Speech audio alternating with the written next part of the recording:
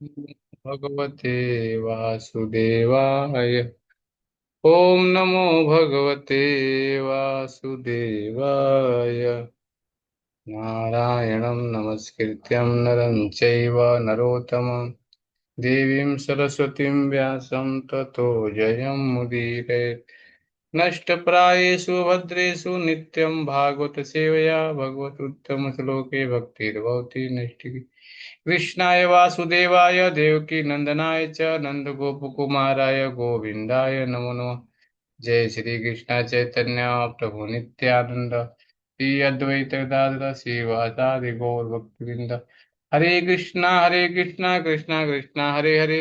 हरे Ram Ram Ram Hare Hare. ग्रंथरा Shrimad Bhagavatam chapter 1 अध्याय 1। और अध्याय का नाम है मुनियों की जिज्ञासा। ओम नमो भगवते वासुदेवाय।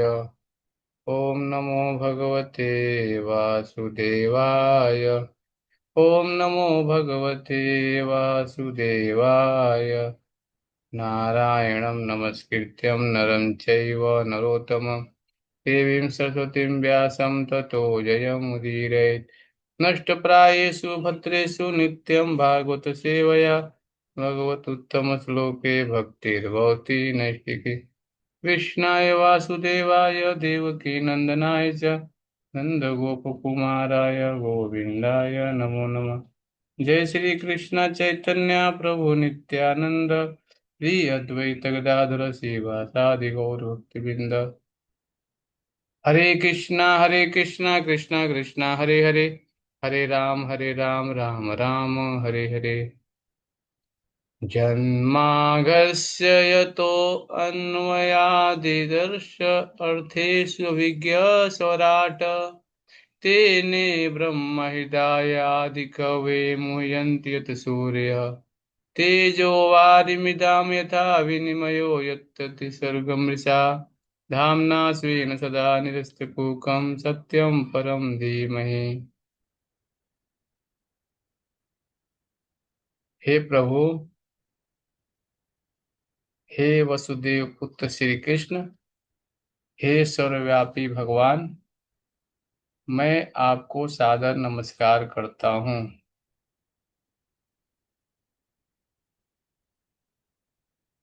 मैं भगवान श्री कृष्ण का ध्यान करता हूँ क्योंकि वे परम सत्य हैं और व्यक्त ब्रह्मांडों की उत्पत्ति, पालन तथा संहार के समस्त कारणों के आदि कारण हैं।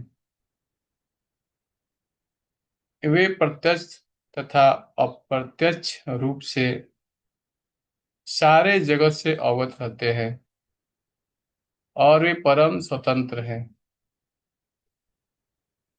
क्योंकि उनसे परे अन्य कोई कारण है ही नहीं। उन्होंने ही सर्वप्रथम आदि जीव ब्रह्मा के हृदय में वैदिक ज्ञान प्रदान किया। उन्हीं के कारण बड़े बड़े मुनि तथा देवता उसी तरह मोह में पड़ जाते हैं जिस प्रकार अग्नि में जल या जल में स्थल देखकर कोई माया द्वारा मोहग्रस्त हो जाता है।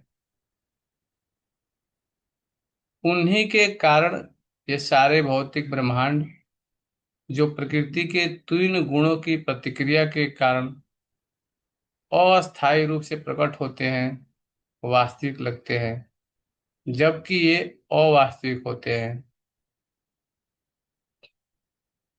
अतः मैं उन भगवान श्री कृष्ण का ध्यान करता हूँ जो भौतिक जगत के भ्रामक रूपों से सर्वथा मुक्त अपने दिव्य धाम में निरंतर वास करते हैं। मैं उनका ध्यान करता हूँ क्योंकि वे ही परम सत्य हैं। ग्रंथ राज श्रीमद् भागवतम का अध्याय 1 का पहला श्लोक है। इसमें मंगलाचरण किया जा रहा है। तात्पर्य: भगवान वासुदेव को नमस्कार करना प्रत्यक्ष रूप से वसुदेव तथा देवकी के दिव्य पुत्र भगवान श्री कृष्ण को इंगित करता है। इस तत्व की अधिकाधिक व्याख्या इस ग्रंथ में सुस्पष्ट रूप से की जाएगी। यहाँ पर श्री व्यासदेव दृढ़ता पूर्वक कहते हैं कि श्री कृष्ण ही आदि भगवान हैं और अन्य सभी रूप उनके प्रत्यक्ष या अप्रत्यक्ष पूर्ण अंश या अंशांश हैं। श्रील जीव गोस्वामी ने अपनी कृति कृष्ण संदर्भ में इस विषय की विशद व्याख्या की है और आदि जीव ब्रह्मा ने अपने ग्रंथ ब्रह्म संहिता में श्री कृष्ण विषयक यथेष्ट व्याख्या की है। सामवेद उपनिषद में भी बताया गया है कि भगवान श्री कृष्ण देवकी के दिव्य पुत्र हैं। इसलिए इस स्तुति का यह पहला कथन बताता है कि भगवान श्री कृष्ण आदि भगवान हैं। यदि परम भगवान किसी दिव्य नाम से जाने जा सकते हैं तो वह कृष्ण शब्द ही होना चाहिए, जिसका अर्थ है सर्वाकर्षक। भगवान के एक नाम है सर्वाकर्षक। सर्वाकर्षक का अर्थ है कि भगवान सभी जीवों को अपनी ओर आकर्षित करते हैं। जितने भी जीव हैं सब भगवान की तरफ आकर्षित होते हैं।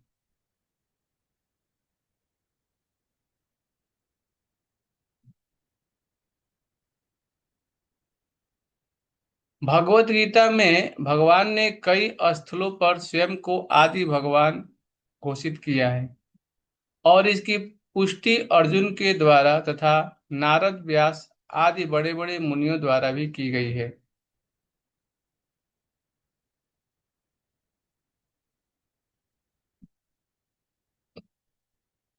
पद्म पुराण में यह भी कहा गया है कि भगवान के असंख्य नामों में से कृष्ण नाम सर्व प्रमुख है। वासुदेव नाम भगवान के पूर्ण अंश का सूचक है और भगवान के अन्य सभी रूप जो वासुदेव से अभिन्न है इस ग्रंथ में बताए गए हैं। वासुदेव नाम विशिष्ट रूप से वसुदेव तथा देवकी के दिव्य पुत्र का सूचक है।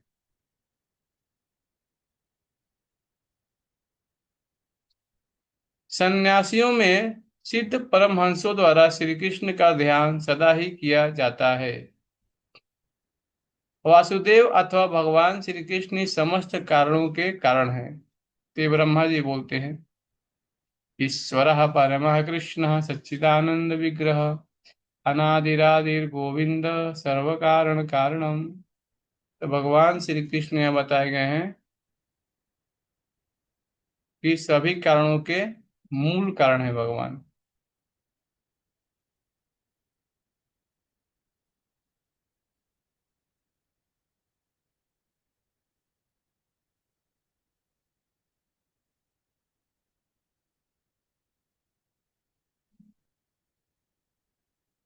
भगवान श्री कृष्ण क्या है? समस्त कारणों के मूल कारण है भगवान।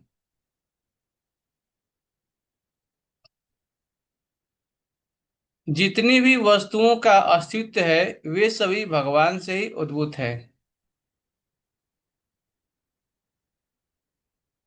ऐसा किस तरह है? इसकी व्याख्या इस ग्रंथ के अगले अध्याय में की गई है। महाप्रभु श्री चैतन्य ने इस ग्रंथ को निर्मल पुराण कहा है। तो यहाँ पे स्पष्ट बताया गया है श्रीमद् भागवतम जो है भगवान चैतन्य महाप्रभु क्या बोल रहे हैं यहाँ पे? निर्मल पुराण। चेतोदर्पणमार्जनम भव महादावाग्नि निर्वापणम श्रेय कैरो चंद्रिका विद्यावधूजिनम आनंदाम बुद्धिवर्धनम प्रतिपदम पूर्णामृता स्वादनम सर्वात्मसनम परम यदि श्री कृष्ण संकीर्तनम। चैतन्य महाप्रभु ने 8 श्लोक दिए, इसमें पहला है हमारा चित्त रूपी जो दर्पण है मार्जन कैसे होगा? जब भगवान का नाम ग्रहण करेंगे। और चैतन्य महाप्रभु ने हमें श्रीमद् भागवतम में बताया क्या पढ़ने के लिए, उसको बोल रहे हैं क्या पे ग्रंथ में निर्मल पुराण कह रहे हैं भगवान श्रीमद् भागवतम को। क्योंकि इसमें भगवान श्री कृष्ण का दिव्य आख्यान है।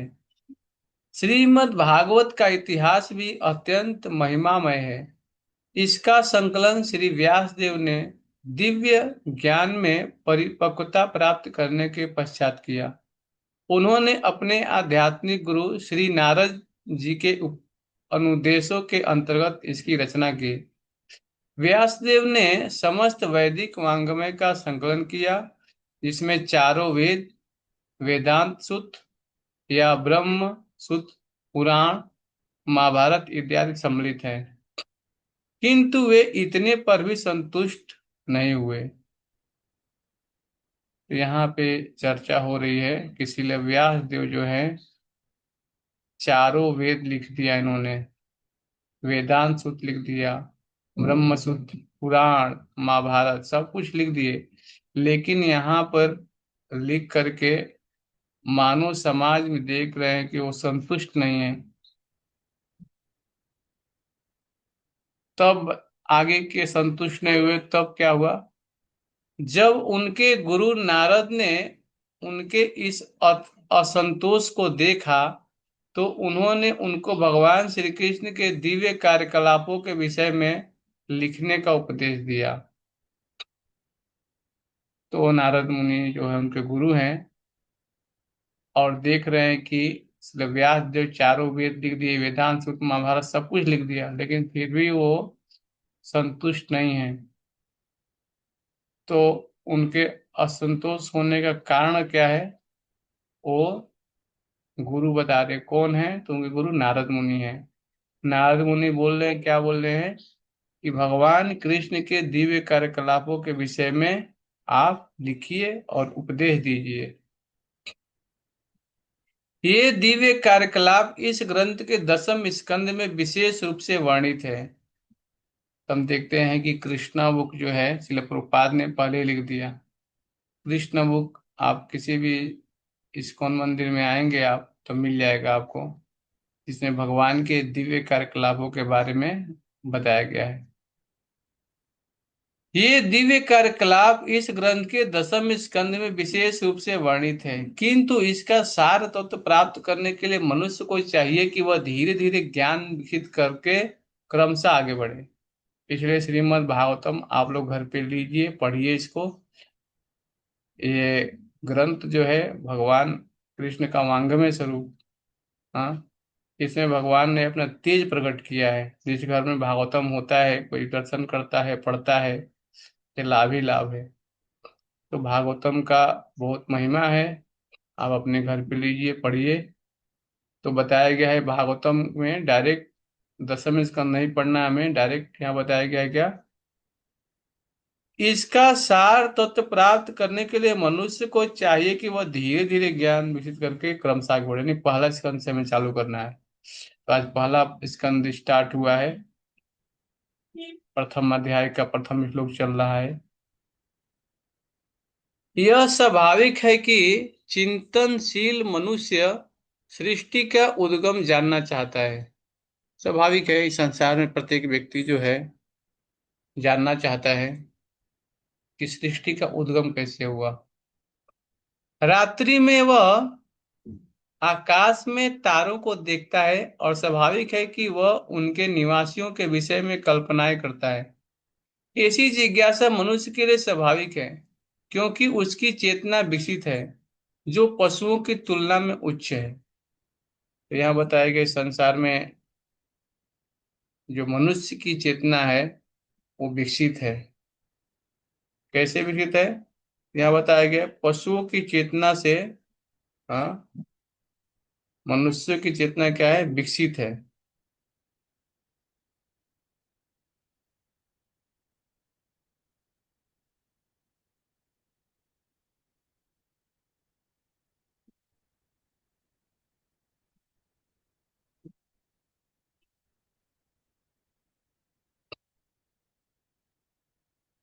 ऐसी जिज्ञासा मनुष्य के लिए स्वाभाविक है, क्योंकि उसकी चेतना विकसित है, जो पशुओं की तुलना में उच्च है। श्रीमद् भागवतम के रचयिता ऐसी जिज्ञासाओं का सीधा उत्तर देते हैं। वे कहते हैं कि भगवान श्री कृष्ण समस्त सृष्टियों के उद्गम हैं। वे न केवल ब्रह्मांड के स्रष्टा हैं, वरन उसके संहारता भी हैं। इस दृश्य जगत की उत्पत्ति भगवान की इच्छा से किसी काल में होती है। कुछ काल तक इसका परिपालन होता है और तब उनकी ही इच्छा से इसका संहार हो जाता है। अतएव समस्त जागतिक कार्यों के पीछे उनकी परम इच्छा रहती है। निसंदेह ऐसे अनेक नास्तिक हैं जो स्रष्टा पर विश्वास नहीं करते, किंतु वे अल्पज्ञ के कारण ऐसा करते हैं।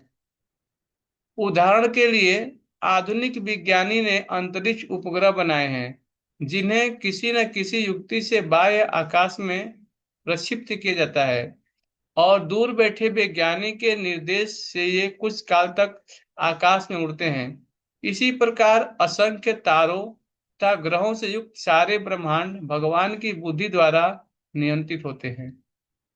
तो यहाँ पे शिल प्रभुपाद जी स्पष्ट बता रहे हैं, कोई अगर वैज्ञानिक है, कोई अंतरिक्ष उपग्रह बनाता है, तो कोई ना कोई उसको नियंत्रण करता है। हाँ, इसी प्रकार हम देखते हैं कि भगवान श्री कृष्ण, यहाँ बताया गया है कि असंख्य तारे, अनेक लोक हैं, अनेक ग्रह हैं, लेकिन भगवान की बुद्धि, देखिए ब्रह्मांड में बताया गया कि भगवान की बुद्धि द्वारा नियंत्रित होते हैं। तो यहाँ पे स्पष्ट बताया गया है कि जितने भी ग्रह हैं, नक्षत्र हैं, हाँ, इसके पीछे बुद्धि कौन लगा रहा है कि एक दूसरे से टकरा नहीं रहे हैं। हाँ, समझने वाला बात है ये। सर्वस्य चाहम हृदि सन्निविष्टो मत्त स्मृति ज्ञान पूर्णम च वेदे सर्वे अमे वेदांत कृते विदे चाहम। भगवान बोलते हैं प्रत्येक जीव के हृदय में आसीन हूँ, मुझसे ही स्मृति होती विस्मृति होती है, मैं ही हाँ ज्ञान देता हूँ।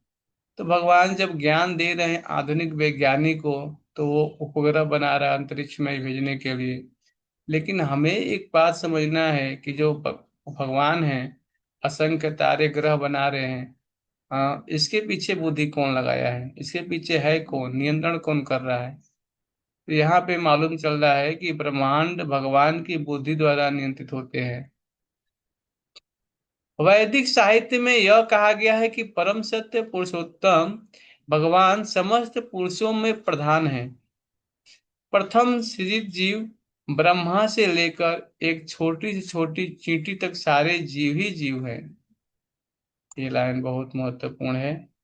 इस संसार में बताया गया है कि ब्रह्मा से लेकर के एक छोटी छोटी चींटी है, हाँ, सारे जीव जीव ही जीव है। ब्रह्मा से ऊपर भी अपनी अपनी क्षमताओं वाले अन्य व्यक्तित्व हैं, और भगवान भी ऐसे ही व्यक्तित्व हैं। जिस तरह अन्य जीव व्यक्ति है, उसी तरह भगवान भी एक व्यक्ति हैं। तो हमें भी समझना चाहिए, कई लोग भगवान के स्वरूप को नकारते हैं। हाँ, यहाँ पे श्रीमद् भागवतम में इसका उदाहरण दिया गया है। हाँ, जिस तरह अन्य जीव व्यक्ति है, उसी तरह भगवान भी एक व्यक्ति है। हाँ, किंतु परमेश्वर या परम पुरुष में उत्कृष्टम बुद्धि होती है, और उनमें विभिन्न प्रकार की श्रेष्ठम अचिंत्य शक्तियां होती हैं। तो ये बहुत महत्वपूर्ण बात है जानना। हाँ, अगर हम सोचे, मान लीजिए कि हमारी बुद्धि जो है, हम कोई श्लोक पढ़ते हैं या कोई 2-3 दिन पहले की जो बातें हैं हम सब भूल जाते हैं। लेकिन भगवान अर्जुन को ये बात बताते हैं। अर्जुन ही पूछता है भगवत गीता में, हे भगवान, आपके और हमारे, भगवान बोलते हैं कि देखो अनेकों जन्म हो चुके हैं। हाँ, अर्जुन अर्जुन को भगवान बोलते हैं। तो भगवान बोलते हैं अर्जुन को, देखो तुम्हारे अनेकों जन्म हो चुके हैं, लेकिन तुम्हें ये सब ज्ञात नहीं है, मुझे ज्ञात है। तो ये बातें हमें समझना चाहिए, भगवान और जीव में अंतर है। हम नहीं जानते कि हम पिछले जन्म में क्या थे। हाँ, आगे जन्म में क्या है कुछ नहीं जानते, लेकिन भगवान सब कुछ जानते हैं, हमारे विषय में जानते हैं। और इस संसार में जितने भी जीव हैं, उन जीवों के बारे में भी भगवान जानते हैं। पिछले जन्म में क्या थे, कौन सा कर्म किए, सब कुछ जानते हैं भगवान। इसीलिए यहाँ बताया गया भगवान श्री कृष्ण में क्या है, उत्कृष्टम बुद्धि होती है। हाँ। और क्या बताया गया है भगवान में, कि विभिन्न प्रकार की श्रेष्ठतम अचिंत शक्तियां होती हैं। हाँ। भगवान किसी भी रूप में आए, उनकी शक्तियां कभी कम नहीं होती है। भगवान सभी शक्तियों से हमेशा पूरित होते हैं, इसलिए बताया गया है श्रेष्ठतम अचिंत शक्तियां बताया गया है भगवान को।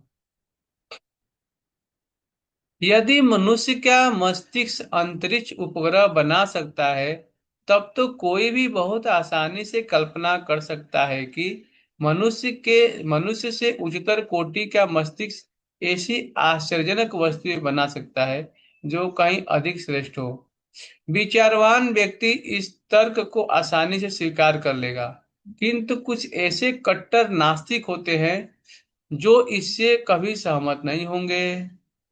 श्रील व्यासदेव परम बुद्धिमान को परमेश्वर रूप में पूरी तरह स्वीकार करते हैं और इस परम बुद्धिमान को परमेश्वर या पूर्ण पुरुषोत्तम भगवान के रूप में संबोधित करते हुए नमस्कार करते हैं। श्रीमद् भागवतम का जो पहला श्लोक है वो है मंगलाचरण। यहाँ पे श्रील व्यास देव भगवान को बता रहे हैं, हे भगवान, आपकी जो बुद्धि है, यहाँ बताया गया है श्रेष्ठम है, अचिंत शक्तियां हैं आपके, उत्कृष्टम बुद्धि है, श्रेष्ठतम शक्तियां हैं, अचिंत शक्तियां हैं, इसलिए मैं आपको नमस्कार करता हूँ। और अर्जुन भी जब भगवान का विराट रूप देखे वो भी नमस्कार कर रहे हैं।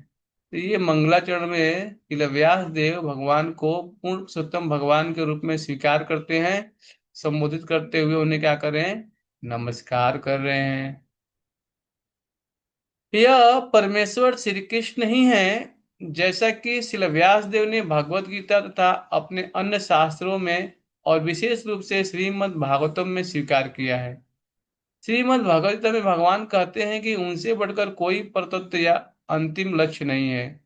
इसलिए श्रील व्यास देव तुरंत उन परतत्व श्री कृष्ण की पूजा करते हैं और उनकी दिव्य लीलाओं का वर्णन दसम स्कंद में हुआ है। तो हम देखते हैं श्रीमद् भागवतम जो है 12 स्कंद है। हाँ। और जो दसम स्कंद है भगवान की गुह्य लीलाओं के बारे में बताया गया है। लेकिन शिला प्रभुपाद जी अभी हम पढ़ रहे थे उसमें बता रहे थे कि हमें क्रमशः पढ़ना है, अभी प्रथम स्कंद पढ़ना है, द्वितीय तृतीय ऐसे पढ़ते हुए जाना है। और कृष्णा बुक है, आप भगवान की लीलाएं उसमें है, वो आप पढ़ सकते हैं। शिला प्रभुपाद जी ने पहले से लिखा हुआ है, कृष्णा बुक आपको मिल जाएगा, इसमें आप पढ़ सकते हैं भगवान की जो लीलाएं हैं। लेकिन श्रीमद् भागवतम जब पढ़ना है आपको तो प्रथम स्कंद से पढ़ना चाहिए। निष्ठाहीन व्यक्ति सीधे दसम स्कंद में और विशेषकर उन 5 अध्यायों में पहुंच जाते हैं जिनमें भगवान की रासलीला का वर्णन है। श्रीमद् भागवतम का यह अंश इन महान ग्रंथ का गुह्यतम अंश है। जब तक किसी को भगवान का पूरा पूरा दिव्य ज्ञान प्राप्त न हो ले, तब तक वह भगवान की पूज्य दिव्य लीलाओं को, जिन्हें रास नृत्य कहा जाता है, तथा गोपियों के साथ उनके प्रेम व्यवहार को ठीक से समझ नहीं सकता। यह विषय अत्यंत आध्यात्मिक है। तो यहाँ पे श्रील व्यास देव स्पष्ट रूप से यहाँ बता रहे हैं, श्रील प्रभुपाद जी अपने तात्पर्य में लिख रहे हैं कि हमें समझना चाहिए क्या, कि हम किस अवस्था में हैं अभी। हाँ। अगर हमें ज्ञान नहीं है तो हमें क्या करना चाहिए, भक्तों के संग में ये पढ़ना चाहिए प्रथम स्कंद से, क्योंकि यह विषय क्या है, अत्यंत आध्यात्मिक है। केवल ऐसे मुक्त पुरुष जिन्होंने क्रमशः परमहंस अवस्था प्राप्त कर ली है इस रास नृत्य का दिव्य आस्वादन कर सकते हैं। अतः श्रील व्यासदेव पाठक को अवसर प्रदान करते हैं कि भगवान की लीलाओं के सार का आस्वादन करने के पूर्व धीरे धीरे आत्म सत्कार का विकास करे। तो अभी यहाँ पे श्रील व्यासदेव भी वही चीजें बता रहे हैं, क्या बता रहे हैं, अगर हम उच्च रस जानना चाहते हैं तो हमें क्या करना चाहिए। हाँ। साधु संग सर्वशास्त्र कहे, लो हम्मा साधु संग सर्व सिद्धि है। भक्तों के संग में हमें क्या करना चाहिए, धीरे धीरे धीरे धीरे भक्ति के विधि विधानों का हमें पालन करते हुए श्रीमद् भागवतम का अध्ययन करना चाहिए। इसलिए वे जानबूझकर गायत्री मंत्र धीमहि का आवाहन करते हैं। यह गायत्री मंत्र आध्यात्म में बढ़े चढ़े व्यक्तियों के निमित्त है। जब कोई गायत्री मंत्र का उच्चारण करने में सफल हो जाता है तब वह भगवान की दिव्य स्थिति तक प्रवेश पा सकता है। अतः गायत्री मंत्र के सफल जप के लिए मनुष्य में ब्राह्मण जैसे गुणों का समावेश होना चाहिए, या फिर उसे पूर्ण रूप से सतोगुणी होना चाहिए। तभी वह भगवान के नाम, यश, गुणों आदि के दिव्य अनुभूति प्राप्त कर सकता है।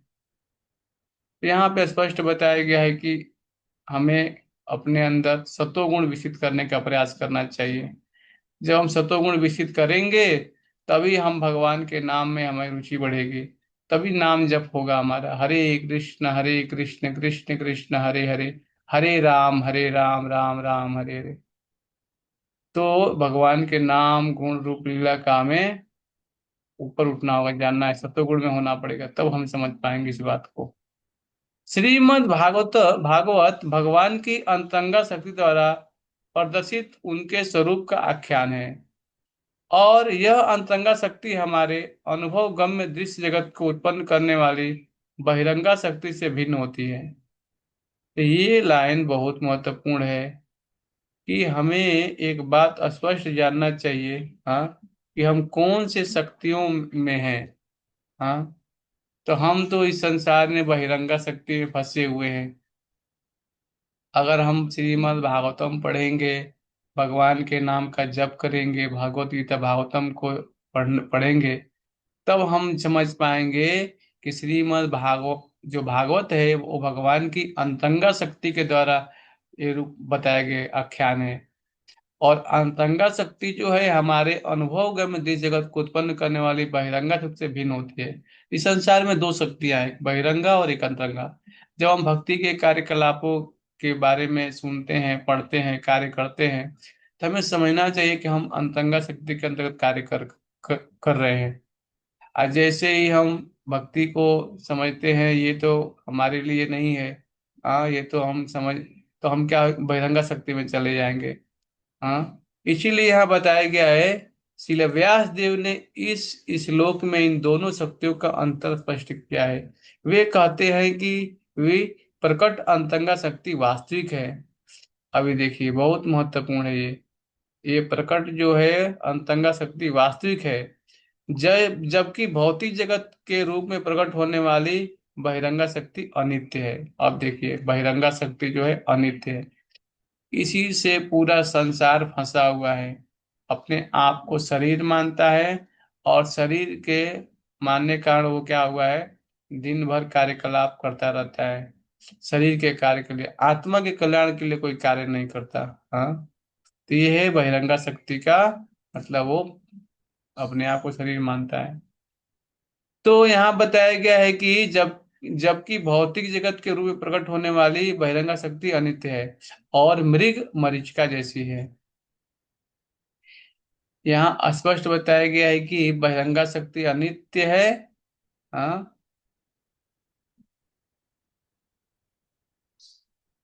मृग मरीचिका जैसी है बहिरंगा शक्ति। मृग मरीचिका में वास्तविक जल नहीं रहता, केवल जल का आभास रहता है। वास्तविक जल तो कहीं अन्यत्र रहता है। यह दृश्य जगत एक वास्तविकता जैसा प्रतीत होता है, किंतु वास्तविकता तो आध्यात्मिक जगत में होती है, और यह तो उसकी छाया प्रतिबिंब मात्र है। परम सत्य तो वैकुंठ लोक चिदाकाश में है। तो एक उदाहरण के द्वारा हम समझ सकते हैं, जैसे मान लीजिए कि यहाँ पे दो शक्तियों के बारे में चर्चा हो रही है, एक बहिरंगा शक्ति, एक अंतरंगा शक्ति।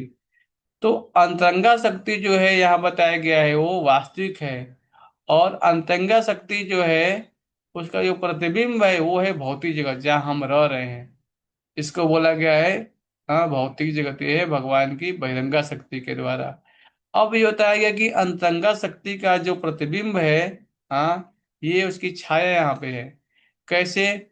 जैसे मान लीजिए रेगिस्तान में कोई हिरन है, हाँ, बहुत तेज धूप निकला हुआ है और हवा चल रही है, और गरम गरम जो रेत है वो उड़ रहा है। तो क्या देखता है? हिरन देखता है, हिरन बहुत प्यासा होता है, और जब रेत उड़ता है तो उसको पानी नजर आता है। वो सोचता है, दूर से देखता है तो लगता है कि वो पानी है, और गर्म रेत में क्या करता है, वो दौड़ लगाता है। लेकिन उसे मालूम नहीं है कि उसी के पास में तालाब है, और तालाब में जो है, ऊपर जो है पत्तों से पानी ढक गया है, उसको दिख नहीं रहा है। लेकिन दूर देख रहा है क्या, कि हवा चल रहा है तो गर्म रेत उड़ रही है, तो उसको पानी नजर आता है, और उसके तरफ दौड़ लगाता है। जैसे जैसे दौड़ लगाता है, देखता है कि जो रेत है उड़ रही है, वो और दूर दिखाई दे रही है, तो और दौड़ लगाता है। वैसे देखते हैं कि दौड़ लगाते लगाते लगाते क्या होता है, उसे पानी मिलता ही नहीं है, और प्यासा ही जीवन त्याग देता है।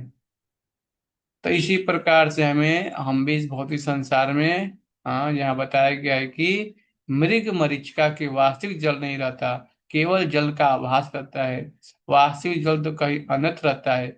यह दृश्य जगत एक वास्तविकता जैसा प्रतीत होता है, किंतु वास्तविकता तो यह तो आध्यात्मिक जगत में होती है, और यह तो उसकी छाया प्रतिबिंब मात्र है। परम सत्य तो वैकुंठ लोक के आकाश में है। तो हम भी यहाँ पे क्या है, प्रतिबिंब को पकड़ने का प्रयास कर रहे हैं, और हाथ में आता नहीं प्रतिबिंब। अब हम अपनी परछाई को थोड़ी पकड़ सकते हैं। इसीलिए हम क्या है, संसार में कष्ट झेल रहे हैं। हम शरीर नहीं है, हम आत्मा है। ये बात हमें जानना पड़ेगा। आगे बताया गया है, भौतिक आकाश में नहीं। भौतिक आकाश में प्रत्येक वस्तु सापेक्ष सत्य है। कहने का तात्पर्य यह है कि यह कि एक सत्य किसी अन्य पर आश्रित होता है। यह दृश्य जगत प्रकृति के तीनों गुणों की अंतःक्रिया से बनता है, और यह अनित्य जगत बद्ध जीव के मोहग्रस्त मन को वास्तविकता का भ्रम प्रस्तुत करने वाला होता है। बद्ध जीव अनेकों अनेक योनियों में प्रकट होते हैं। ये हमारी स्थिति है, हम अनेक योनियों में क्या होते हैं, प्रकट होते हैं, जिनमें ब्रह्मा, इंद्र, चंद्र जैसे उच्चतर देवता भी सम्मिलित हैं। यथार्थ में प्रकट जगत में कोई वास्तविकता नहीं है, किंतु यह वास्तविक जैसा प्रतीत होता है। वास्तविकता तो अस्तित्व तो वैकुंठ लोक में है, जहाँ पुरुषोत्तम भगवान अपनी दिव्य सामग्री के साथ नित्य विद्यमान रहते हैं। तो हमें समझना चाहिए, भगवान जो है कहाँ विराजमान है, वैकुंठ लोक में, जहाँ पे भगवान पुरुषोत्तम भगवान अपनी दिव्य सामग्री के साथ नित्य विद्यमान रहते हैं। अब यहाँ पे बताया गया है कि भगवान जो है सृष्टि करते हैं, तो इस जगत के बारे में सब कुछ जानते हैं, भगवान कौन चीज कहाँ है, जैसे कैसे। तो किसी जटिल निर्माण कार्य का मुख्य इंजीनियर निर्माण कार्य में स्वयं भाग नहीं लेता, किंतु वह इसके कोने कोने से परिचित रहता है, क्योंकि सारा कार्य उसी के निर्देशन में संपन्न होता है। वह प्रत्यक्ष एवं अप्रत्यक्ष रूप से निर्माण कार्य के विषय में हर बात जानता है। तो जैसे मान लीजिए, कोई व्यक्ति है, मकान जो बनाता है, उसका पहले डिजाइन करवाते हैं किसी से पास जा करके, है ना। तो जब डिजाइन जो करता है, सारा चीज बनाता है, हाँ, लेकिन वो जानता है कि कौन चीज कहाँ कहाँ पे सब कुछ जाता है, स्वयं कार्य नहीं करता, लेकिन उसके निर्देशन में सारा वो भवन निर्माण किया जाता है। इसी प्रकार से भगवान जो है भौतिक जगत के बारे में सब कुछ जानते हैं, क्योंकि उन्होंने ही इसका निर्माण किया है। इसी प्रकार भगवान भी इस दृश्य जगत के सर्वोपरि अभियंता होने के कारण इसके कोने कोने से परिचित हैं। यद्यपि सारे कार्य देवताओं द्वारा संपन्न किए जाते हैं, इस भौतिक सृष्टि में ब्रह्मा से लेकर एक क्षुद्र चींटी तक कोई भी स्वतंत्र नहीं है। हर स्थान स्थान पर भगवान का हाथ देखने में आता है। तो ये बहुत महत्वपूर्ण है कि संसार में हम सभी सोचते हैं हम स्वतंत्र हैं, लेकिन हमें श्रीमद् भागवतम में यहाँ स्पष्ट बताया गया है कि हम स्वतंत्र नहीं हैं। ब्रह्मा से लेकर एक क्षुद्र चींटी तक कोई भी स्वतंत्र नहीं है। और हम देखते हैं कि कुछ भगवान ने हमको फ्री विल दिया है, और इस स्वतंत्रता का हम दुरुपयोग करते हैं, तो हमें जीवन में कष्ट आता है। फिर हम सोचते हैं कि हमें कष्ट क्यों मिल रहा है, क्योंकि हम भौतिक प्रकृति को क्या करते हैं, उसके ऊपर प्रभुत्व जताना चाहते हैं। इस कारण हमें कष्ट आता है। तो बताया गया है कि इस भौतिक सृष्टि में ब्रह्मा से लेकर के एक क्षुद्र चींटी तक कोई भी स्वतंत्र नहीं है। हर स्थान पर भगवान का हाथ देखने में आता है। हाँ, यहाँ पे स्पष्ट बताया गया है। सभी भौतिक तत्वों के साथ आध्यात्मिक स्फुल्लिंगों का उद्भव उन्हीं से होता है। इस भौतिक जगत में जो कुछ भी उत्पन्न होता है वह भौतिक तथा आध्यात्मिक अपरा तथा परा शक्तियों की ही अंतःक्रियाओं से होता है, जो परम सत्य भगवान श्री कृष्ण से उद्भूत होती है। एक रसायन शास्त्री अपनी प्रयोगशाला में बैठे बैठे हाइड्रोजन तथा ऑक्सीजन मिलाकर जल उत्पन्न कर सकता है, किंतु वास्तव में जीव तो परमेश्वर के निर्देशानुसार प्रयोगशाला में कार्य करता है, और वह रसायन वेत्ता जिन सामग्रियों से कार्य संपन्न करता है वे भगवान द्वारा प्रदान की गई हैं। तो यहाँ पे स्पष्ट बताया गया है कि पानी भगवान का है, मिट्टी भगवान का, भूमि रापो अनलो वायो खम मनो बुद्धि रेव च अहंकार इत्यम में भिन्ना प्रकृति असदा। भगवान बोलते हैं पृथ्वी जल अग्नि वायु का सब कुछ तो भगवान की संपत्ति है। अगर कोई रसायन वेत्ता जो है सोचता है कि मैंने बनाया पानी, हाँ, H2O जल जो है, हाँ, तो हम समझते हैं कि क्या है वो। हाँ, यहाँ बताया गया है अपनी प्रयोगशाला में बैठे बैठे हाइड्रोजन ऑक्सीजन का मिलाकर जल उत्पन्न कर सकता है, लेकिन वो है किसका? हाँ, यहाँ बताया गया वे भगवान द्वारा प्रदान की गई हैं। भगवान प्रत्यक्ष तथा अप्रत्यक्ष रूप से, हाँ, भगवान प्रत्यक्ष तथा अप्रत्यक्ष रूप से प्रत्येक वस्तु को जानते हैं तथा वे सभी सूक्ष्म बातों को जानने वाले हैं तथा संपूर्ण स्वतंत्र हैं। तो हमें स्पष्ट बताया कि भगवान जो हैं सब कुछ जानते हैं। इस संसार में जो भी वस्तुएं हैं वो सब भगवान की संपत्ति है। वो सब कुछ जानते हैं, सूक्ष्म सूक्ष्म बातें भी जानते हैं। हाँ, भगवान स्वतंत्र स्वतंत्र है। उनकी तुलना सोने की खान से की जा सकती है, जबकि विभिन्न रूपों वाले दृश्य जगत की तुलना सोने से बनी विविध वस्तुओं से की जा सकती है, जैसे सोने की अंगूठी, हार इत्यादि। सोने की अंगूठी तथा सोने का हार के गुण खान में पाए जाने वाले सोने के ही समान होते हैं, किंतु खान का सोना परिमाण में भिन्न है। अतः परम सत्य एक ही है और साथ ही साथ भिन्न भी है। तो शिल प्रभुपाद जी इसके बारे में एक अच्छा उदाहरण देते हैं। जैसे मान लीजिए सोने का कोई बड़ा सा, मान लीजिए कि पत्थर है खूब बड़ा सा, उतना सोना है, लेकिन उस सोने से हम देखते हैं कि अंगूठी बन सकता है, गले का हार बन सकता है, माला बन सकती है। तो सोना का हार और अंगूठी जो भी बन रहा है कहाँ से? सोने की खान से आ रहा है। इसीलिए यहाँ बताया गया है, शिल प्रभुपाद जी बोलते हैं कि अतः परम सत्य एक ही है और साथ ही साथ भिन्न भी है। परम सत्य की तुल्य पूरी तरह से कुछ भी नहीं है, किंतु साथ ही परम सत्य से स्वतंत्र भी कुछ नहीं है। इस संसार में हमें जानना चाहिए कि भगवान से ही सारी चीजों का क्या हो रहा है? निर्माण हो रहा है। संपूर्ण ब्रह्मांड में शिल्पी ब्रह्मा से लेकर एक नगण्य चींटी तक सारे बद्धजीव सृजन का कार्य करते हैं। अब देखिए, तो भगवान ने पहले बता दिया कि सृजन कार्य करने के लिए भगवान जो है सारे चीजों का विस्तार कर रहे हैं। अब यहाँ पे बताया गया है कि संसार में एक ब्रह्मा से लेकर, जो ब्रह्मा जी हैं, सारे जीवों को उत्पन्न कर रहे हैं। तो ब्रह्मा से लेकर के एक नगण्य चींटी तक सारे पद्धति सृजन का कार्य करते हैं। तो हम देखते हैं कि सब स्वाभाविक है, सब जीव जो है, हाँ, सृजन का कार्य करते हैं, किंतु इनमें से कोई भी परमेश्वर से स्वतंत्र नहीं है। अब यहाँ पे दो बार ये बातें समझना चाहिए। यहाँ पे दो बार बताया गया है। एक ऊपर भी अभी मैंने बताया यहाँ पे कि संसार में कोई भी जो है स्वतंत्र नहीं है। यहाँ बताया गया है, देखिए, ब्रह्मा से लेकर के इस भौतिक सृष्टि में बताया गया है कि ब्रह्मा से लेकर एक क्षुद्र चीटी तक कोई स्वतंत्र नहीं है। हर स्थान पर भगवान का हाथ दिखने में आता है। फिर यहाँ भी वही चीजें बताया जा गया है। क्यों बार बार बताया जा रहा है? इसलिए यहाँ बार बार बताया जा रहा है कि इस संसार में प्रत्येक जीव स्वतंत्रता चाहता है। सब चाहते हैं हम स्वतंत्र हैं और स्वतंत्र रह करके भौतिक जगत पर प्रभुत्व करना चाहते हैं। लेकिन वही चीज शिल प्रभुपाद जी फिर से बता रहे हैं कि संपूर्ण ब्रह्मांड में शिल्पी ब्रह्मा से लेकर एक नगण्य चींटी तक सारे बद्धजीव सृजन का कार्य करते हैं, किंतु इनमें से कोई भी परमेश्वर से स्वतंत्र नहीं है। भौतिकतावादी व्यक्ति व्यर्थ ही सोचता है कि उसके अतिरिक्त कोई अन्य सृष्टा नहीं है। यह माया या भ्रम कहलाता है। तो हम समझ सकते हैं कि जब तक हम भगवान की लीलाओं को नहीं सुनेंगे, भगवत भक्ति में हमारा मन नहीं लगेगा, भगवान के नाम का जप नहीं करेंगे, भागवतम नहीं पढ़ेंगे, तब तक ये हमें समझ में नहीं आएगा। हाँ, संसार में प्रत्येक व्यक्ति जो है बोलना चाहता है। हाँ, जैसे श्रील प्रभुपाद जी देते उदाहरण कि सुबह उठते ही चिड़िया है चू चू चू चू करती है। हाँ, दाना कहाँ है, दाना कहाँ है।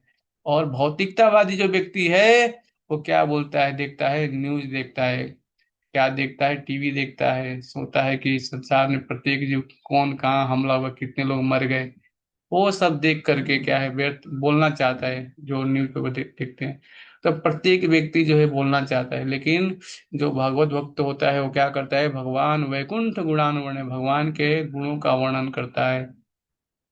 इसीलिए बताया गया है कि हमें समझना चाहिए कि भौतिकतावादी व्यर्थ ही सोचता है कि उसके अतिरिक्त कोई अन्य संस्था नहीं, या माया भ्रम कहलाता है। अल्प ज्ञान के कारण भौतिकतावादी अपनी अपूर्ण इंद्रियों के परे देख नहीं पाता, और इस प्रकार से वह सोचता है कि पदार्थ किसी श्रेष्ठ बुद्धि के बिना ही स्वतः आकार ग्रहण करता है। तो ये स्पष्ट हमें जानना चाहिए कि जो भी चीजें यहाँ पे दिख रही हैं उसके पीछे भगवान का हाथ है। अभी हमने देखा, फिर से शिल प्रभुपाद जी यहाँ बता रहे हैं संसार में कि भूमि रापो अनलो वायो खम मनो बुद्धि च अहंकार इत्यम भिन्ना प्रकृति अष्टदा। पृथ्वी जल अग्नि वायु आकाश सब भगवान की संपत्ति है, और भगवान ने इसका निर्माण किया है। लेकिन जो भौतिकतावादी व्यक्ति है वो क्या सोचता है, हाँ, अपनी के अपूर्ण इंद्रियों के परे नहीं देख पाता है, और इस प्रकार से वह सोचता है कि पदार्थ किसी श्रेष्ठ बुद्धि के बिना ही स्वतः आकार ग्रहण करता है। किंतु श्रील व्यास देव ने इस श्लोक में इसका खंडन किया है। क्योंकि परम पूर्ण या परम सत्य प्रत्येक वस्तु के उद्गम है, अतः परम सत्य के शरीर से स्वतंत्र कोई भी वस्तु नहीं हो सकती। इस संसार में जो भी वस्तु देख रहे हैं भगवान श्री कृष्ण से ही उद्भूत हो रहा है, ये बात हमें जानना चाहिए। देह के साथ जो कुछ भी घटित होता है वह देही को तुरंत ज्ञात हो जाता है। और एक शिल प्रभुपाद जी अच्छे से उदाहरण दे रहे हैं, ये शरीर का उदाहरण दे रहे हैं। अभी मान लीजिए मेरा ये उंगली है, उंगली कट जाएगा तो हमें तुरंत ज्ञात रहता है ना मेरी उंगली कट गई। हाँ, तो ये बात हमें जानना चाहिए। हाँ, इसी प्रकार से यह सृष्टि उस परम पूर्ण का शरीर है, अतः इस सृष्टि में जो कुछ भी घटित होता है उसे वे प्रत्यक्ष या अप्रत्यक्ष रूप से जानते हैं। भगवान सब कुछ जानने वाले हैं। श्रुति मंत्र में यह भी कहा गया है कि परम पूर्ण या ब्रह्म समस्त वस्तुओं का चरम उद्गम है। प्रत्येक वस्तु उन्हीं से उद्भूत है, उन्हीं के द्वारा पालित है, और उन्हीं के में प्रवेश कर जाती है। यही प्रकृति का नियम है। यह बताया गया है कि प्रकृति का जो नियम है बहुत ही सूक्ष्म है। हाँ, स्मृति मंत्र में इसी की पुष्टि की गई है। यह कहा गया है कि ब्रह्मा के कल्प के प्रारंभ में जिस उद्गम से सारी वस्तुएं उद्भूत होती हैं और अंततः जिस आगार में प्रवेश करती हैं वह परम सत्य ब्रह्म ब्रह्म है। भौतिक विज्ञानी यह मानकर चलते हैं कि ग्रह मंडल का उद्गम सूर्य है, किंतु वे सूर्य का उद्गम नहीं बता पाते। यहाँ पर इस चरम उद्गम की व्याख्या की गई है। वैदिक वांग्मय के अनुसार ब्रह्मा, जो सूर्य के तुल्य माने जा सकते हैं, परम स्रष्टा नहीं है। इस श्लोक में कहा गया है कि ब्रह्मा को वैदिक ज्ञान भगवान के द्वारा प्रदान किया गया। तो यहाँ बताइए तेने ब्रह्मा हृदय। हाँ, भगवान ने डायरेक्ट उनको क्या किया, वैदिक ज्ञान ब्रह्मा के हृदय में दिया। हाँ, तो ब्रह्मा को भगवान ने वैदिक ज्ञान क्या किया, प्रदान किया। कोई चाहे तो यह तर्क कर सकता है कि प्रथम जीव होने के नाते ब्रह्मा को प्रेरित नहीं किया सकता था, क्योंकि उस समय कोई दूसरा व्यक्ति जीवित न था। यहाँ पर यह कहा गया है कि परमेश्वर ने गौण सृष्टा ब्रह्मा को प्रेरित किया जिससे वे सृजन कार्य कर सके। अतः समस्त सृष्टि के पीछे जो परम बुद्धि कार्य करती है वह परम ब्रह्म श्री कृष्ण है। तो ये कई बार लोग ये प्रश्न करते हैं, हाँ, कि भगवान ने तो ज्ञान ब्रह्मा जी को दिया डायरेक्ट। हाँ, क्योंकि उस समय कोई दूसरा व्यक्ति जीवित नहीं था। तो ये बात हमें समझना चाहिए कि भगवान ने उनको हर जो देवी 33 करोड़ देवी देवता हैं सब भगवान के भक्त हैं, सब भगवान की सेवा में लगे हुए हैं। भगवान हमारे हृदय में है, हमें विश्वास करना चाहिए। हमें बुद्धि कौन दे रहा है? हाँ, तो जानने समझने के लिए। तो इसके पीछे भी हमें एक विज्ञान है, समझना चाहिए। इसीलिए यहाँ बताया गया है कि यहाँ पर यह कहा गया है कि परमेश्वर ने गौण सृष्टा ब्रह्मा को प्रेरित किया जिससे वे सृजन कार्य कर सके। तो भगवान ने उनको सृजन का कार्य दिया। हाँ, इसलिए क्या किया, वैदिक ज्ञान उन्हें डायरेक्ट उनके हृदय में ज्ञान दिया। अतः समस्त सृष्टि के पीछे जो परम बुद्धि कार्य करती है वह है परब्रह्म श्री कृष्ण ही है। भगवत गीता में भगवान श्री कृष्ण कहते हैं कि वे पदार्थ की समग्रता को गठित करने वाले सजग शक्ति यानी प्रकृति का निरीक्षण करते हैं। अतएव शिल व्यास देव ब्रह्मा को की नहीं अपितु परमेश्वर की पूजा करते हैं जो सृष्टि कार्यों में ब्रह्मा का मार्गदर्शन करने वाले हैं। तो अभी स्पष्ट यहाँ बताया गया है कि जो व्यास देव हैं किसको नमस्कार कर रहे हैं? भगवान श्री कृष्ण को नमस्कार कर रहे हैं। मंगलाचरण यहाँ जो श्लोक है बताया गया है कि ब्रह्मा को नहीं, ब्रह्मा तो सृजन का कार्य कर रहे हैं, लेकिन भगवान श्री कृष्ण जो हैं यहाँ बताया गया है परब्रह्म श्री कृष्ण है। हाँ, उनको शिल व्यास देव क्या कर रहे हैं? प्रणाम कर रहे हैं, नमस्कार कर रहे हैं।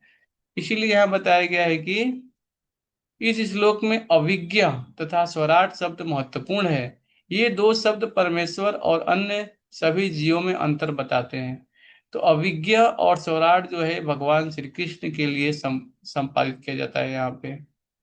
हाँ, जो जीव और भगवान में अंतर स्पष्ट करता है। दूसरा, कोई भी जीव अभिज्ञ या सम्राट नहीं है। अर्थात कोई भी जीव न तो पूरी तरह जानता है न ही पूर्ण रूप से स्वतंत्र स्वतंत्र है। यहाँ तक कि सृष्टि करने के लिए ब्रह्मा को भी परमेश्वर का ध्यान करना होता है। तो फिर आइंस्टाइन जैसे महान वैज्ञानिकों के विषय में क्या कहा जा सकता है? अब शिल प्रभुपाद जी हमें प्रश्न कर रहे हैं। क्या प्रश्न कर रहे हैं यहाँ पे? कि जो आइंस्टाइन महान वैज्ञानिक है, हाँ, वो क्या जान पाता है क्या? हाँ, कि मैं पिछले जन्म में क्या था, आगे जन्म में क्या हूँ? हाँ, नहीं जान सकता। लेकिन भगवान पूरी तरह से हर जीव के बारे में जानते हैं, अभी श्लोक में आया ऊपर। तो ऐसे वैज्ञानिकों का मस्तिष्क निश्चित रूप से किसी मनुष्य की उपज नहीं है। जब कोई विज्ञानी ऐसा मस्तिष्क नहीं बना सकता तो फिर उन मूर्ख नास्तिकों का क्या कहना जो भगवान की सत्ता को चुनौती देते हैं। यहाँ तक कि मायावादी निरीश्वरवादी जो अपने को भगवान से एकाकार होने की डिंग मारते रहते हैं, न तो अभिज्ञ है न ही स्वराट है। ऐसे निरीश्वरवादी भगवान का तादात्म्य प्राप्त करने के लिए ज्ञान अर्जन हेतु कठिन तपस्या करते हैं, किंतु अंततः वे किसी ऐसे धनी शिष्य पर आश्रित हो जाते हैं जो मठ या मंदिर बनवाने के लिए धन प्रदान करता है।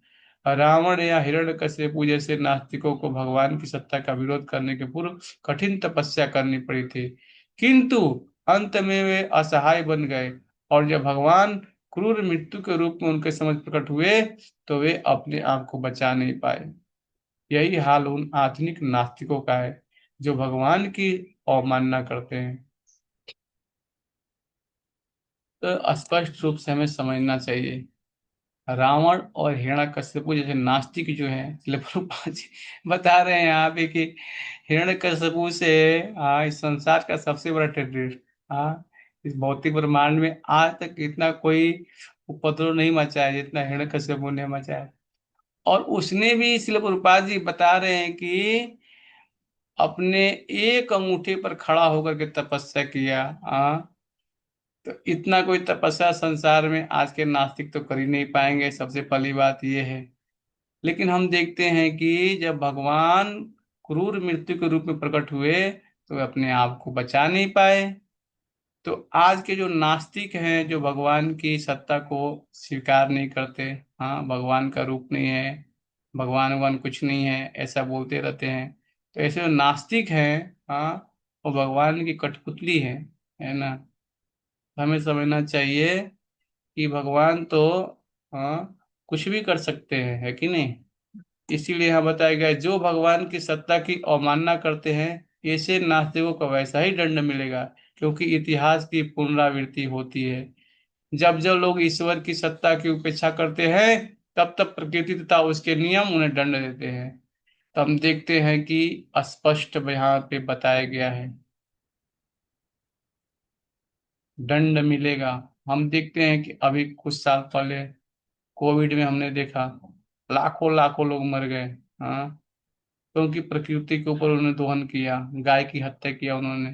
हाँ, तो गाय के जो मुख है उसे ऐसी चीजें निकली, ऐसी विनाशक चीजें निकली कि हवा में फैल गया, कितने लोग मर गए उससे। तो हम देखते हैं कि गाय जो है, हाँ, सात माताओं में से एक माता को गाय को बताया गया, उस गाय के मांस को लोग खा रहे हैं। हाँ, तो पशु से बदतर जिंदगी जी रहे लोग। हाँ, भगवान ने सब्जी दूध दही फल कितने सारे दिया है मनुष्य जीवन को जीने के लिए, उसके सेवन न करके मांसाहार कर रहे हैं। तो कष्ट तो मिलेगा मिलेगा ऐसे नास्तिकों को जो भगवान की सत्ता की अवहेलना कर रहे हैं, प्रकृति के नियम को तोड़ रहे हैं। इसकी पुष्टि भगवत गीता में इस सुप्रसिद्ध श्लोक द्वारा भी होती है, यदा यदा ही धर्मस्य ग्लानि, जब जब धर्म की हानि होती है और अधर्म की वृद्धि होती है, तब तब हे अर्जुन मैं स्वयं अवतरित होता हूँ। भगवत गीता 4.6 में बताया गया है। परमेश्वर परम पूर्ण है, इसकी पुष्टि समस्त श्रुति शास्त्रों द्वारा होती है।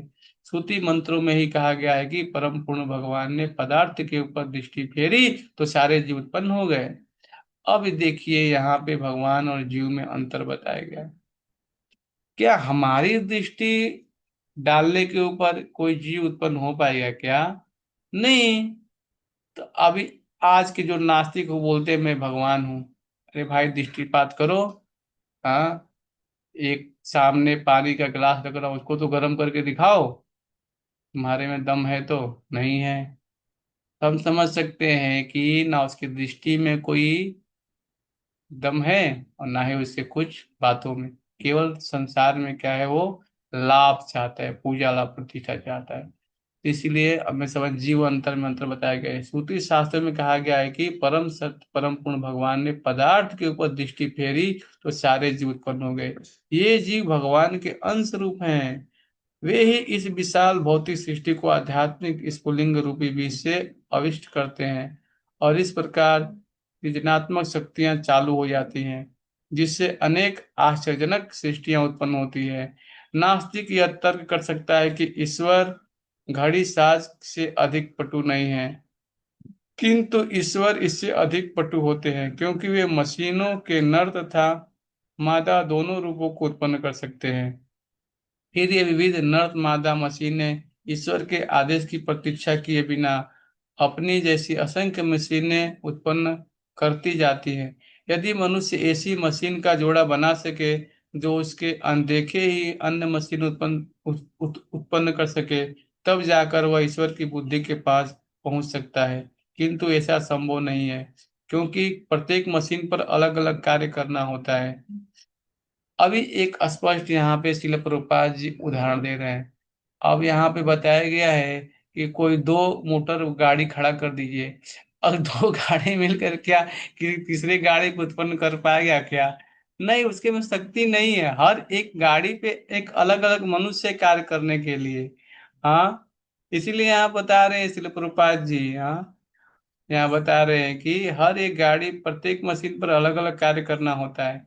अतः ईश्वर की तरह कोई भी व्यक्ति सृजन नहीं कर सकता है। ईश्वर का यह नाम अन्य नाम असमौर्ध्य है, जिसका अर्थ है कि कोई न तो उनके तुल्य है न उनसे बढ़कर है। परम सत्यम वे ही हैं जिनके न तो कोई समतुल्य है न उनसे श्रेष्ठ। इसकी पुष्टि श्रुति मंत्रों में की गई है। ऐसा कहा गया है कि इस भौतिक ब्रह्मांड की उत्पत्ति के पूर्व भगवान ही विद्यमान थे, जो हर किसी के स्वामी हैं। उन्होंने ही ब्रह्मा को वैदिक ज्ञान का उपदेश किया। इन्हीं भगवान की आज्ञा सब प्रकार से पालनीय है। जो कोई भवबंधन से छूटना चाहता है, उसे उनकी शरण में जाना होगा। इसकी पुष्टि भगवत गीता में की गई है। जब तक मनुष्य परमेश्वर के चरण कमलों की शरण ग्रहण नहीं करता, तब तक उसका मोहग्रस्त होना निश्चित है। जब कोई बुद्धिमान पुरुष श्री कृष्ण के चरणारविंद की शरण ग्रहण करके कृष्ण को समस्त कारणों का कारण मान लेता है, जैसे कि भगवत गीता में कहा गया है, तभी वह व्यक्ति महात्मा बन सकता है। किंतु ऐसा महात्मा यदा कदा ही दिखते हैं। केवल ऐसे महात्मा समझ सकते हैं कि भगवान ही समस्त सृष्टियों के आदि कारण हैं। वे परम या परम सत्य हैं, क्योंकि अन्य सारे सत्य उनसे जुड़े हुए हैं। वे सर्वज्ञ हैं, उनके लिए कोई मोह नहीं होता है। तो भगवान बोलते हैं क्या, सर्वधर्मान परित्यज्य मामेकम शरणं व्रज।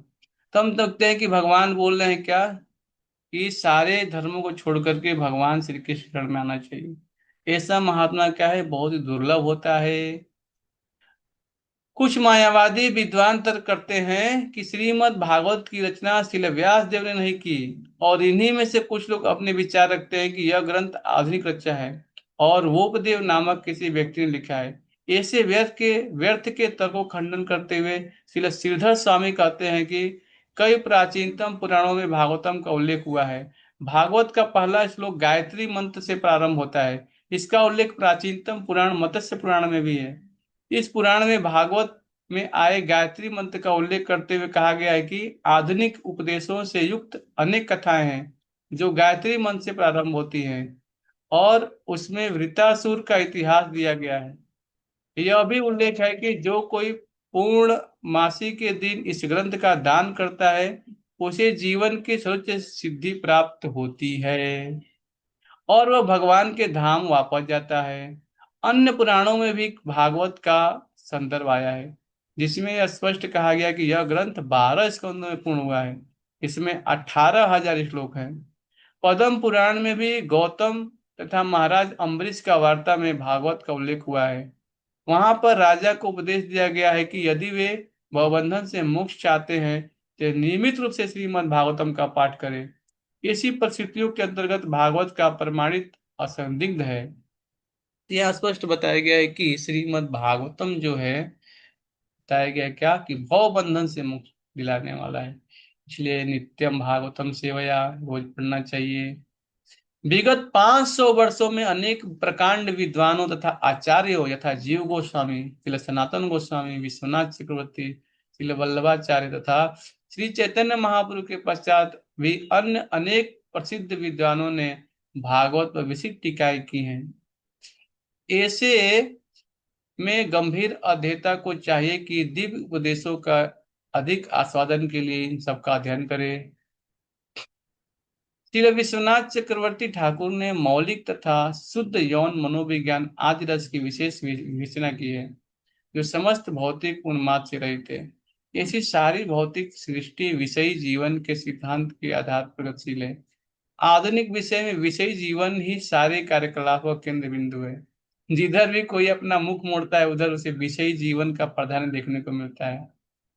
तो ये स्पष्ट बताए गए संसार में हम देखते हैं कि जो विषयी जीवन का केंद्र बिंदु बताया गया है, विषयी जीवन ही सारे कार्यकलापों का केंद्र बिंदु है। तो हम देखते हैं कि इधर भी हम मुख मोड़ते हैं, उधर हमें क्या दिखता है। जो प्रभुपाद जी अपने प्रवचन में बताते हैं क्या दिखते हैं, कहाँ पे आ, जो है स्त्री का, कहाँ पे मांसाहार करना है, कहाँ पे नशा, मांसाहार, नशा, जुआ, ये सब चीजें क्या है, पाप के खंभे हैं। तो यही चीज हमें बाहर देखने को मिल रहा है संसार में। हाँ, जिधर भी कोई अपना मुख मोड़ता है, उधर उसे विषयी जीवन का ही प्राधान्य देखने को मिलता है। अतः विषयी जीवन अवास्तविक नहीं है, इसकी वास्तविक आध्यात्मिक जगत में अनुभव की जाती है। विषय भौतिक विषयी जीवन तो मौलिक तथा विकृत प्रतिबिंब मात्र है। तभी हमने पिछले चर्चा किया हमने कि जो भौतिक संसार है, हाँ, ये क्या है, आध्यात्मिक जगत का प्रतिबिंब है। अभी फिर से वही चीज यहाँ बताया गया है कि भौतिक विषयी जीवन तो मौलिक तत्व का विकृत प्रतिबिंब मात्र है। वास्तविक तत्व तो परम सत्य में है। अतः परम सत्य कभी निराकार नहीं हो सकता। निराकार रहते हुए भी शुद्ध यौन जीवन रख पाना संभव नहीं है। फलस्वरूप निर्विशेषवादी चिंतकों ने गर्हित सांसारिक विषयी जीवन को अप्रत्यक्ष प्रोत्साहन दिया है, क्योंकि उन्हें परम सत्य की निराकारता, निर्विशेषता पर अधिक बल दिया है। इसलिए काम के वास्तविक आध्यात्मिक रूप को न जानने के कारण मनुष्य को विकृत भौतिक विषयी जीवन को ही सब कुछ मान रखा है। रुग्ण भौतिक अवस्था में विषयी जीवन तथा आध्यात्मिक विषयी जीवन में अंतर है। तो यहाँ स्पष्ट बताया गया है कि इस संसार में बताया गया है कि आध्यात्मिक चीजों को जब तक हम नहीं जानेंगे, हाँ, तब तक यहाँ बताए रूढ़ अवस्था में बीमार व्यक्ति है, तो बीमार व्यक्ति कहाँ रहता है, तो उसको इलाज करना चाहिए कहाँ पे जाके, हॉस्पिटल में। कहाँ, कौन से हॉस्पिटल में, जहाँ पे कृष्ण भावना भावित की चर्चा होती है उस हॉस्पिटल में आना पड़ेगा। यह श्रीमद् भागवतम पूर्व ग्रहित रहित पाठकों को धीरे धीरे अध्यात्म की पूर्ण अवस्था तक ले जाने वाला है। यह मनुष्य को भौतिक कार्यों के तीन प्रकार, सकाम कर्म, काल्पनिक दर्शन तथा कार्यकारी देवताओं की पूजा से ऊपर उठाने में सक्षम बनाएगा, जिनका विधान वैदिक श्लोक में है। यहाँ पे श्रीमद् भागवतम का जो पहला श्लोक था वो था मंगलाचरण। तो हमने मंगलाचरण में पाठ किया है।